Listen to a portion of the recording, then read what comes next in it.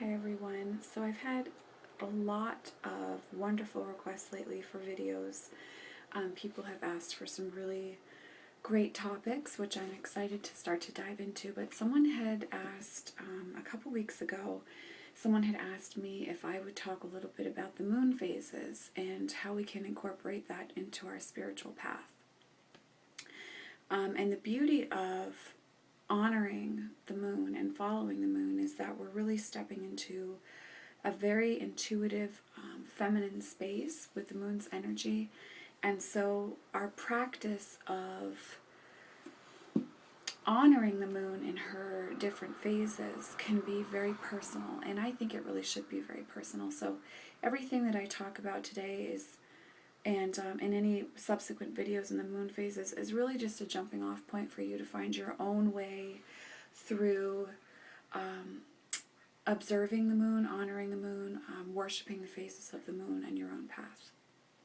And another wonderful thing is that, you don't have to be pagan to follow the phases of the moon. I actually have a friend who is Christian, and she follows the moon cycles with an awareness of her body and how her body, mind, and spirit respond to the moon cycles.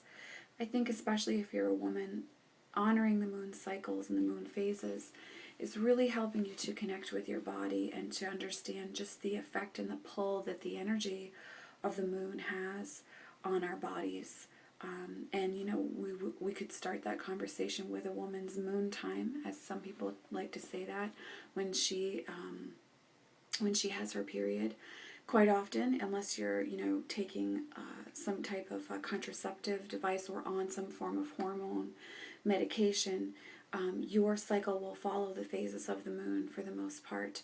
And so it really is that connection with the female body and the feminine cycle of the moon itself is very potent and can be very fulfilling, honoring the phases of the moon, honoring your body as well while you're doing that. So you certainly don't need to be pagan to follow the phases of the moon. I think if you are pagan, if you are a witch, if you're Wiccan, following the phases of the moon just deepens your practice. It just deepens your spiritual focus, and it also really helps you to connect to goddess energy. And so you don't need to be female to follow the phases of the moon, obviously.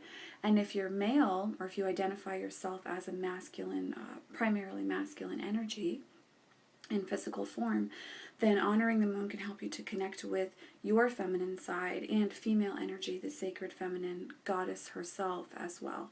So it's a very powerful, empowering, intuitive, psychic way of being and of honoring your spirituality. So I'm really gonna only share two books that I think are a good way to kind of dive into the phases of the moon for right now. I'm pretty picky about what books I tend to focus a lot of attention on with my moon practice, and I really go from a very intuitive space. Now, I also was handed down a Native American tradition of the moon phases through one of my Reiki teachers.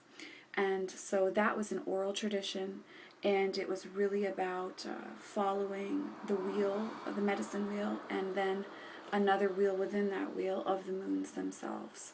So if you're interested in that, I think a good place to start is research online about what the Native American names are for each of the moons and their purposes, kind of lining up with that energy. There's a space on the medicine wheel for each of the moons, and it's a very integral part of a Native practice. If you find incorporating more of a Native American energy into your spirituality is beneficial for you. At least that's how it was handed down to me through my teachers. So that's been more of an oral tradition for me, and there really haven't been any books that I've read that have helped me to align with that Native American aspect with the moons. So if you're drawn to that, then I would say go ahead and do some online research about what each of the moon names are, Native American-wise, what the meanings are, what you want to incorporate.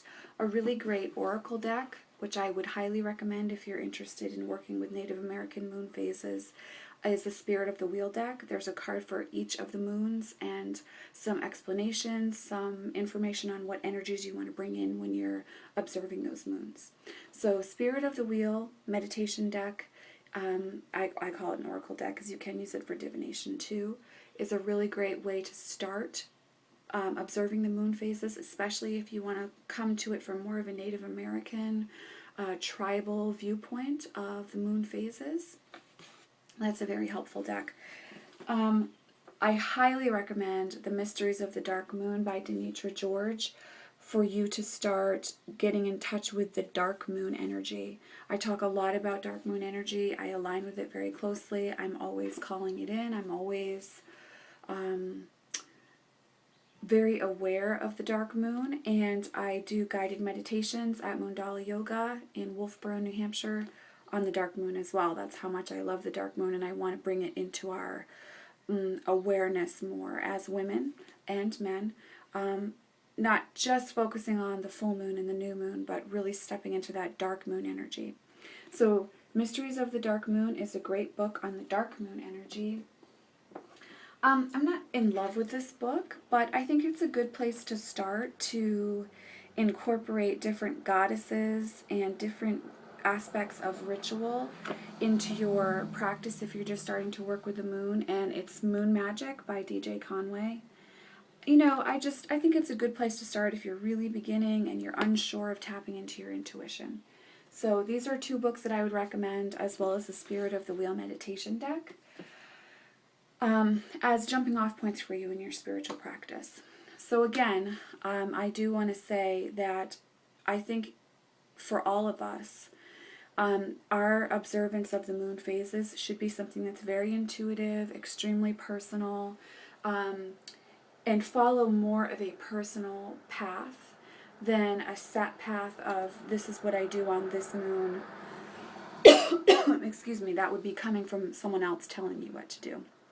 This is really an opportunity for us to embody the sacred feminine by being very intuitive in our practice. So I will have a separate video for each of the phases of the moon that I work with. And I don't observe every single phase the way some people do. I observe 3 key phases, so I'm going to start with videos on that. And I'm more aware, pay attention of my body for the waxing and the waning phases of the moon. So I'm not really going to focus a lot on that. I'm really going to talk about full moon, dark moon, and new moon in these videos. So I hope that you all find these helpful, that they're good jumping off points for you to explore your own spirituality with the moon's energy. And thank you for this request, and thank you for watching.